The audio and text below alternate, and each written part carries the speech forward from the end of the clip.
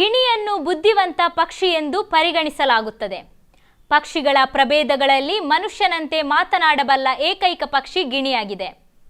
ಭಾರತೀಯ ಸಂಸ್ಕೃತಿಯಲ್ಲಿ ಪುರಾಣಗಳಲ್ಲಿ ಗಿಣಿಯ ಬಗ್ಗೆ ಉಲ್ಲೇಖವಿದೆ ಮತ್ತು ಮಹತ್ವದ ಸ್ಥಾನವನ್ನು ಪಡೆದಿದೆ. ಏನಪ್ಪ ಇವತ್ತು ಗಿಣಿಯ ಬಗ್ಗೆ ಇಷ್ಟೆಲ್ಲ ಮಾಹಿತಿ ಹೇಳ್ತಾ ಇದ್ದೇನೆ ಅಂತ ಯೋಚಿಸ್ತಿದ್ದೀರಾ? ಮನೆಯ ಹಿರಿಯ ಜೀವದ ಜೊತೆ ದೇವರ ಶ್ಲೋಕವನ್ನು ಪಠಿಸುವ ಈ ಮುಗ್ಧ ಗಿಣಿಯ ವಿಡಿಯೋ ಇಂದಿನ ವೈರಲ್ ಸೆಗ್ಮೆಂಟ್ ಅಲ್ಲಿ.